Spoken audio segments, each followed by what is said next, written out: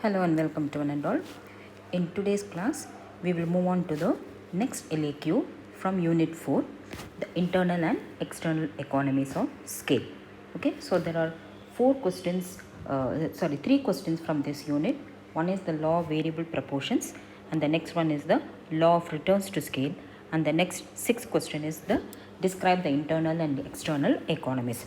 So this is the sixth question. So I think by this time you know that 3 questions from unit 2 and 3 questions from unit 4. So out of these 6 questions, 2 questions, 99% 2 questions you will be getting out of this 6 questions. Okay. So we are finished with the law of variable proportions, and we have also finished with the law of returns to scale. So the next question from unit 4 is the internal and external economies of scale. So as usual, just a brief introduction, the brief explanation of internal and external economies of scale. Okay. After that, we will move on to the answer. Now, explanation of economies of scale. What is the meaning of economies of scale? See, it is not economics, it is economies. ECONOMIES. Economies of scale. So, economies of scale, it is an economic term for advantages of large scale production. So this is an economic term for advantages of large scale production.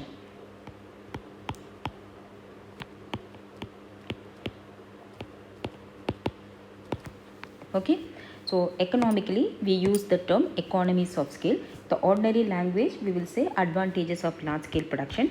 Now what is the meaning of large scale production? See, compared to a small scale producer, a large scale producer gets so many advantages. So when I say advantages, it is nothing but reduction in cost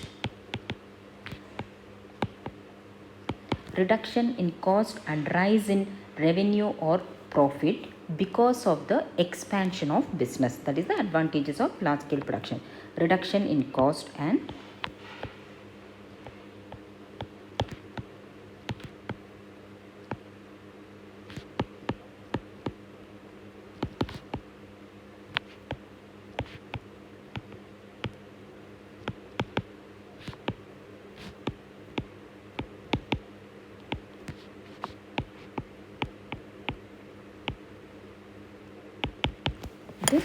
so this is what we mean as advantages of large scale production. So when the producer keeps on increasing his or her size of the company or business, certain advantages the producer will come across. See, that's what we have checked under the law of returns to scale. If you remember, the first stage of law of returns to scale is increasing returns. So increasing returns, what did I tell you? Increasing returns is the output is increasing more than the proportionate increase in input. If the output increases more than proportionately, that means what? The revenue is increasing more than proportionately to the cost. Okay. So that means what? The producer continuously gets more revenue compared to the cost, and on the top of it, the cost will not only increase lesser, at some point of time the cost will start decreasing. So the producer will get more and more amount of profit. So that is available mainly to the producer who is indulging in large scale. So these advantages are mainly accruing to the large scale producer compared to a small scale producer. So these advantages of large scale production, economically we term it as economies of scale. So these economies of scale, they are divided into 2 types. So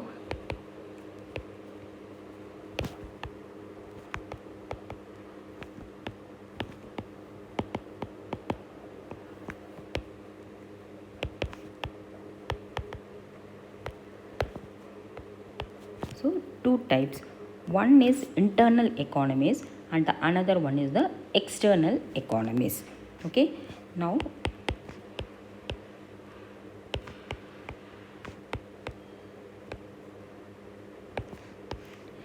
so the name itself says is internal. Okay, so that means is internal to only one particular firm. So internal economies are the economies means advantages. So internal economies are the advantages accruing to only one individual firm when that firm expands its business, expands its size. That is internal economies. So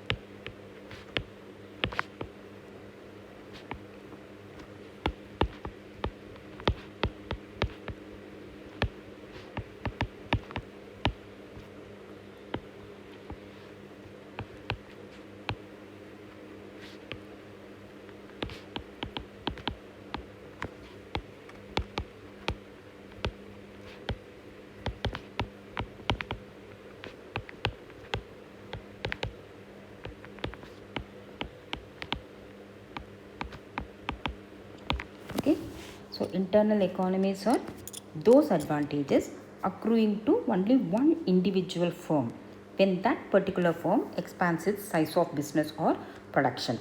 Now next one is the external economies.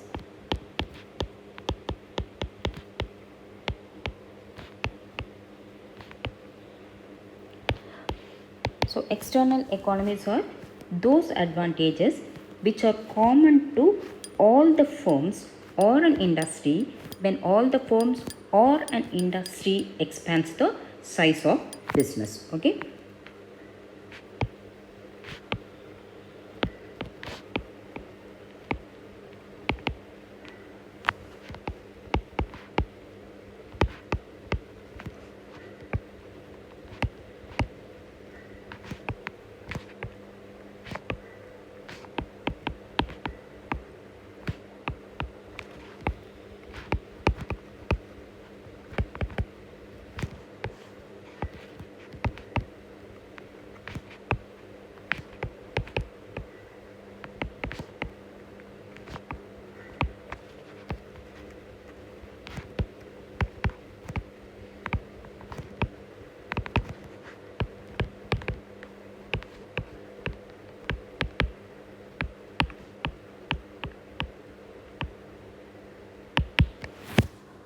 Okay, so external economies are those advantages accruing commonly to all the firms or an industry when the industry as a whole expands its size or business or production.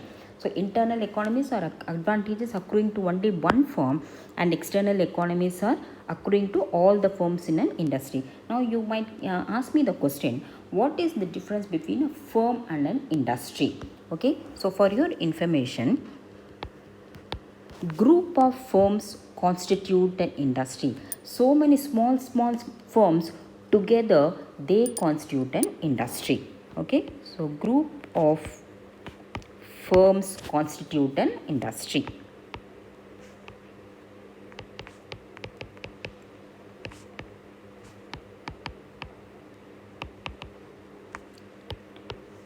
See, for example, we have so many industries, isn't it? Cotton textile industry, cement industry, steel industry, automobile industry. Like that, there are so many industries are there. So, if you take the cotton textile industry, the entire cotton textile industry, the manufacturing of a particular fabric, it is not done by only one individual company. There are group of firms.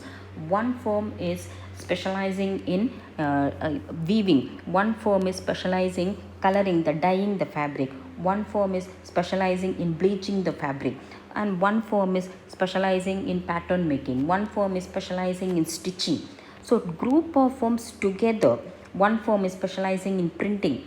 So group of firms together, they constitute a cotton textile industry. See, for example, if only the weaving firm is getting an advantage, so all the weaving firm, knitting firm, dyeing firm, printing firm, stitching firm, together all these firms constitute a cotton textile industry. Okay, so for any reason, only the firm which is weaving the yarn, weaving the thread, or knitting the thread, knitting the yarn, only that particular firm is getting the advantage because of its expansion. So that is what is known as the internal economies. Okay, so that advantages is specially for that weaving firm, the firm that is indulging in weaving the yarn.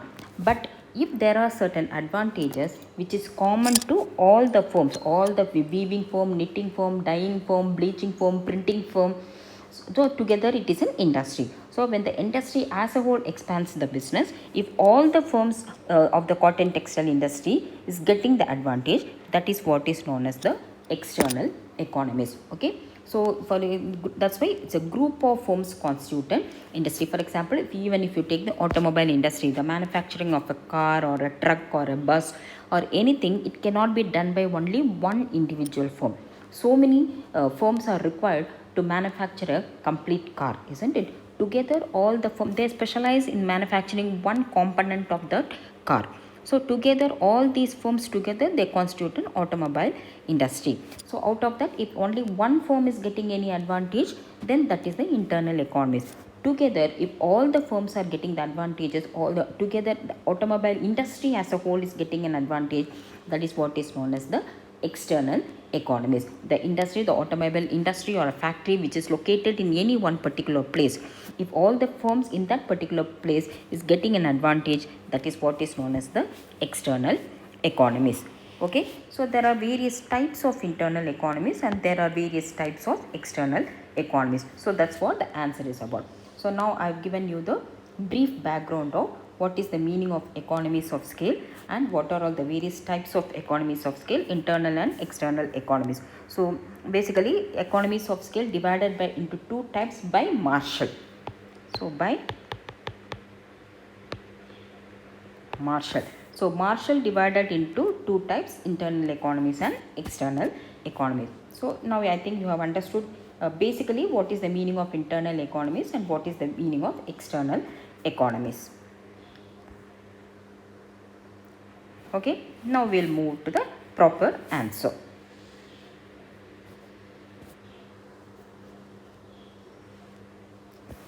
So now the question is, describe the internal and external economies. So now what is the introduction? You are explaining the meaning of economies of scale. The advantages of large scale production are known as known as economies of scale. So there are two types of economies of scale. If you want, you can include by Marshall, according to Marshall. First one is internal economies and the second one is the external economies. So you have to write the first meaning of internal economies. The advantages derived by only one firm. When that firm gets the advantages, when that firm expands its size, is known as internal economies. So the various types of internal economies are, first one, technical economies. So any advantages that is accruing to a particular firm in the technical side of production. So those advantages are called as the technical economies. So these technical economies arise to a firm from the use of better machines and production techniques. So a large firm can use a proper machinery. A large firm can use a better machinery and the technique of production will also be very, very superior. So because of this, the wastages will be less, which will lead to reduction in average cost of production. So in the technical side of production, whatever the advantages that are accruing to your firm, that is divided by an economist named Cain-Cross. Okay, so Cain-Cross divides the technical economies as, one is the superior techniques. Because of the superior technique of production, the quality of output will be more, the volume of output will also be more. Okay, so the output increases. Whenever the output increases, the cost of production will decrease. And increased dimensions. So increased dimension, see for example, you take an oil pipe or water pipe or whatever. So it is either you can it is possible to have a pipeline with 5 cm radius. Okay, instead of having two 5 cm radius oil pipes, digging and making it separately, it is better to have one 10 cm radius pipe, isn't it? So this is, you are now what you are doing, you are doing the increasing the expanding the size of the capital asset. So instead of having two 5 cm radius oil pipes, it is economical, it is the cost will be less if only one 10 cm oil pipe is constructed. So that is the meaning of increased dimensions. The area of the capital asset will increase without the corresponding increase in the cost. So, for example, you can say the double decker bus. Instead of having two single decker buses, double decker bus, the cost will be less and it will carry the same number of passengers as two single decker buses are carrying, isn't it? So that is the meaning of increased dimension. So now what is happening? More number of passengers but the lesser cost, isn't it? So that's the cost is reducing, the output is increasing, that is the revenue is increasing, that is increased dimension. And linked process, say linked process, you take the both this linked process and byproducts you take together. See, linked process is one is like, for example, a cotton textile industry, they can have their own cotton farm. So if they are having their own cotton farm, the basic raw material they will get it free. Okay, and for example, sugar industry, if you take a sugar industry, so the sugar industry, the manufacture of the sugar cane, from the sugar cane, when the sugar is manufactured, there will be a byproduct called molasses. So that molasses is the basic ingredient for confectionery. So if there is a sugar industry, if there is a confectionery industry, together, if they are linked together, this by what is the meaning of byproduct? Byproduct is the waste product. So this molasses is the waste product for the sugar industry. Okay, that means what, it is of no use for them. So but the same molasses, it can be supplied to the confectionery industry at free of cost, isn't it? I mean, if they are having the linking process. So like that, the cost, there will be a possibility of reduction in the cost of production. And specialization. So if there are, just now I have mentioned, isn't it, the cotton textile industry. So like that, if there is a one firm continuously keeps on printing the fabric, so that firm will be specialized continuously. Instead of making the entire garment, if the firm is allotted only the job of printing the fabric, that firm will be specialized in printing. So that specialization leads to efficiency. That means the quality of work will be good, the time will be saved, and the average cost of production will decrease. Now these are all the advantages accruing at the technical side of production, that is the technical economies. Okay, then managerial economies. So the firm, what they can do, a bigger firm is able to divide its entire unit into different departments: sales department, finance department, accounts department, marketing department. Like that, the entire unit can be divided into different departments, and each department will be taken care of by qualified managers, by people who are qualified with MBA degrees and all. So they will be taking care of all those each of these departments. So you compare it with a sole proprietorship. So sole proprietorship, only one person is taking from everything: marketing, accounting, sales, buying the raw materials, production, everything. Only one single person is taking care of it. So automatically the efficiency will be less. But whereas a large scale firm can divide the entire unit into different departments, and each department can be taken care of by qualified and efficient managers. So automatically what will happen? The wastages will reduce and the average cost of production will also decrease. Okay, so that is the managerial economies. And that's what it is given. If the firm expands its production, it can appoint efficient and qualified managers in each department. This will reduce wastages and average cost of production. Then the third one is the marketing economies. So marketing economies, advantages in buying and selling. Any large firm, they will buy the raw materials in bulk, and when they are buying the raw materials in bulk quantities, so automatically they will get the discounts from the different dealers, and they are also selling the finished products in bulk instead of buying small quantities, and instead of selling small quantities. So if you are buying a small quantities of raw materials, the price will be high. But if you are buying in wholesale, the wholesale and price and retail price, all of you know, isn't it? The wholesale price is always lesser than the retail price. A large scale producer, always he buys whatever the inputs required in bulk, and he will sell the output in bulk. So the dealers will give all the concessions, and on the top of it there will be, since the transporting the goods are done in bulk, then the producer will get a lot of transport concessions. So all these will lead to a reduction in the average cost of production. So marketing economies, since a large firm buys raw materials and sells finished products in bulk, it gets discounts from various dealers, transport concessions, etc. Also, since a large firm produces different varieties of products, the marketing expenditure will be lesser. So the marketing expenditure is spread over all the different varieties of products. So the cost will be covered by different varieties of products. The expenditure will be lesser, and on the top of it, the large firm can indulge in advertisement and all those sales expenditure, isn't it? That is a marketing expenditure. And since it is producing different varieties of products, it will be spread and also in bulk quantities. The expenditure will be spread over different varieties of products, which will lead to reduction in the average cost. Okay, then the next one is the financial economies. In the financial side, what is the advantage a large scale firm is getting? So one thing you can understand, that a large scale firm is having more reputation compared to a small scale firm. So because of that, the banks and other financial institutions, they are willing to lend loans to the large scale firm at a lesser rate of interest. So they are able to get cheap credit. Okay, that is one thing. And also a large firm can sell the shares and debentures in the capital market. If you want to raise the capital, because of its reputation, people will subscribe to the shares and debentures of a large and reputed firm compared to a smaller and unreputed firm. So by through that also, a large firm can raise capital. One is it can get cheap credit, and also it can raise capital by selling the shares and debentures in the capital market. Because of its reputation, people will subscribe to the shares and debentures of a large firm. So that is the financial side of economies. A large firm will be able to obtain cheap credit compared to a smaller firm. It can also raise capital through the issue of its shares and debentures in the capital market. Okay, point E, economies of welfare.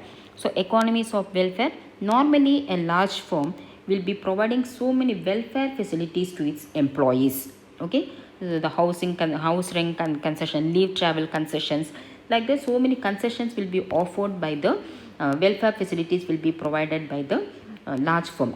All this will not be possible to by a smaller firm. So since the large firm is providing all these facilities to its employees, the efficiency of the production of the employees will also increase. So once the efficiency increases, the cost will decrease.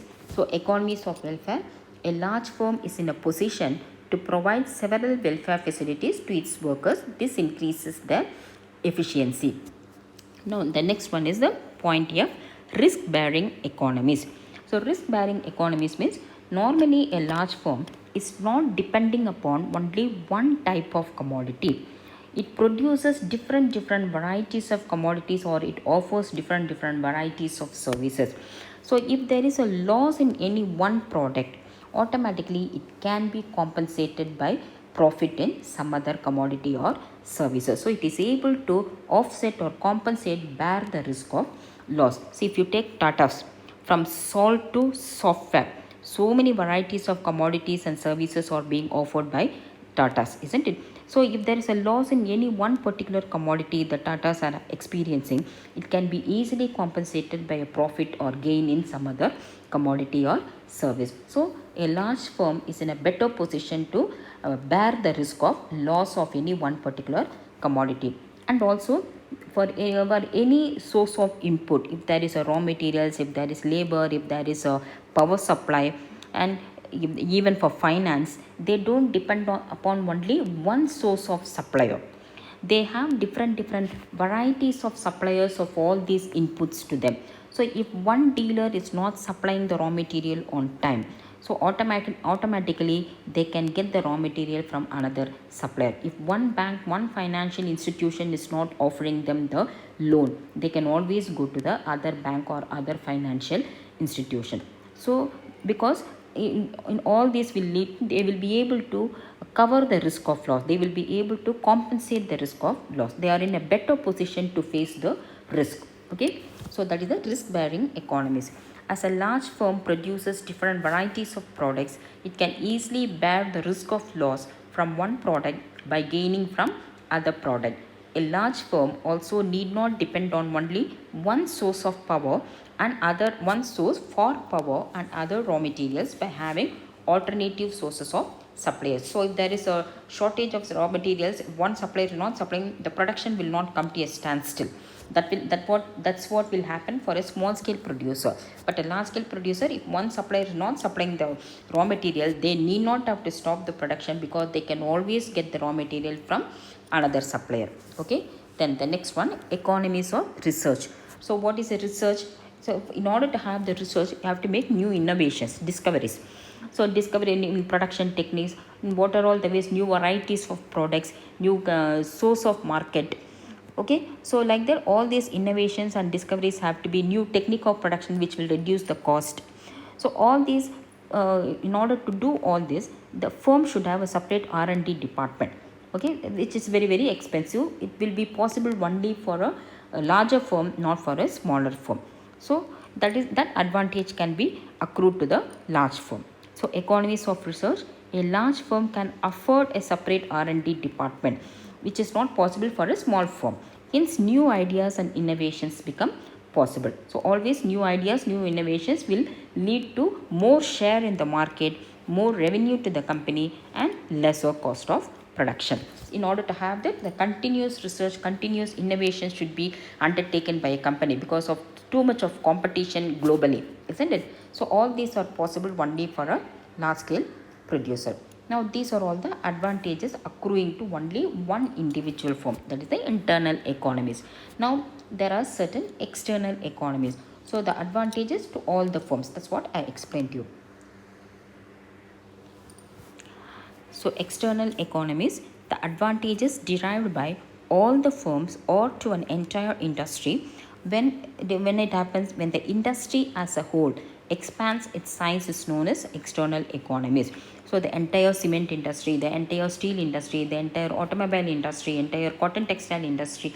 So if the entire industry expands the production, there are certain common benefits which are accruing to all the firms. Okay, so that is the external economies. So the various types of external economies are, first one, economies of concentration.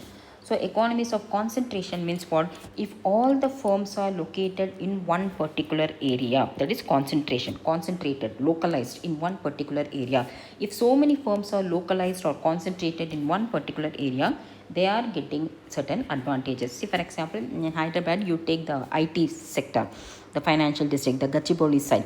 So what do you find there? So all the IT companies are concentrated in that particular locality. So we all know that that area is well developed. So the infrastructural facilities are well developed in that particular area, because so many firms are concentrated in that particular area. So that is the economies of concentration. Okay, so that's what the first point. When all the firms are located in one place, they can get skilled workers, because they know that this particular area, they are seeking this kind of employees. This is the qualification they are seeking, the employees. So it is very easy to get skilled workers suitable to that company in that particular area. Transportation, electricity, water, credit, and other facilities. So all these infrastructural facilities will be easily available in that particular area. Also, other subsidiary industries developed to supply tools and other raw materials to the localized industry. So in order to help the main industry, ancillary industries will also develop in that particular area to provide the tools, to provide the spare parts, to undertake the servicing work, to repairing works. All these will be undertaken by the ancillary industry to the localized or the main industry. So those industries will also can be developed in that particular area. Okay, then the second one is economies of information. So it is necessary to have the continuous information. See, globally, the technology keeps on changing every minute, isn't it? New inventions are happening every second.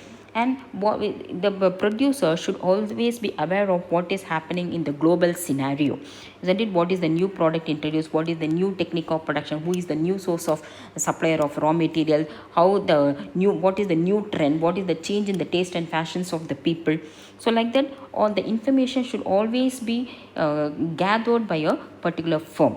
isn't it, or a particular industry. So if it is for only one individual firm, it is very difficult to get all this information. So if all the firms are localized in the particular industry, or if all the firms together they can subscribe to journals, trade magazines, etc., they can commonly, the expense will be less. So and they can commonly jointly contribute to the cost, and they can all share the information. Okay, so economies of information, they can get latest information by jointly subscribing to journals, newspapers, etc. Common laboratories can be set up for research, the results of which can be shared by all the firms. So they can have the individual R&D department one firm can have, or together all the firms can have one common laboratory, common research and development facility, and of the results of the benefits of all the research and innovations can be commonly shared by all the firms of the industry. Okay, then economies of welfare. So now we have already seen that economies of welfare provided by one individual firm under internal economies.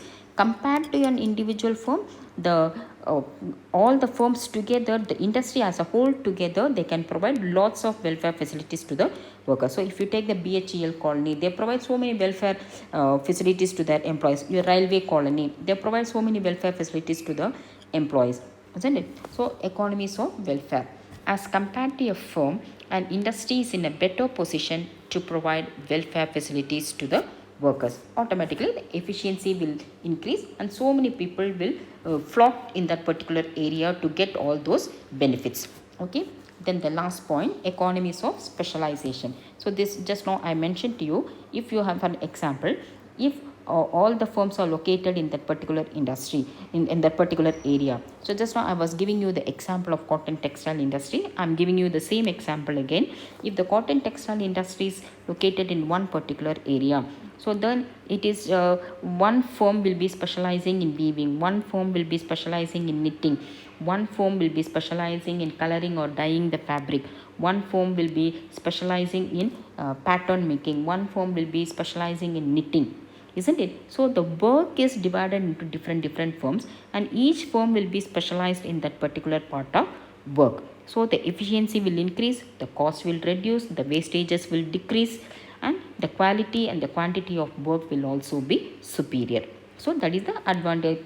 Finally, the average cost of production will decrease for the on the whole for every firm. Okay, for all the firms of the industry. So that is the economies of specialization. It is possible to split the work between different firms, which increase their specialization. As a result, all the firms enjoy lower average cost of production. Okay, so now these are all the external economies of scale. Okay, now finally the conclusion. Thus, these are the various internal and external economies of scale, but these economies are derived only up to a certain level. If the firm or an industry expands beyond its capacity, then the diseconomies or the disadvantages of large-scale production creep in. So the other day, in the previous class, in the law of returns to scale, we have seen that only up to a certain limit, the producer is coming across the increasing returns. Later on, the producer is coming across the decreasing returns. Why that is happening? Beyond the optimum capacity expansion, if the firm or an industry expands beyond its optimum size, then the disadvantages of large scale production, rise in labor cost, rise in raw material cost, shortage of labor force, and then problem in supervision, control. So all these will lead to disadvantages of large scale production, and so the decreasing returns to scale will creep in. Okay, so that is the diseconomies of scale or the disadvantages of large scale production. Okay, so this is also one of the important 10 marks question. Explain the internal and external economies of scale.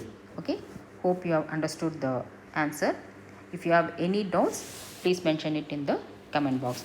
Otherwise, if you find this video useful, please like, share, and also subscribe to my YouTube channel. Okay, so until my next class, take care. Bye bye.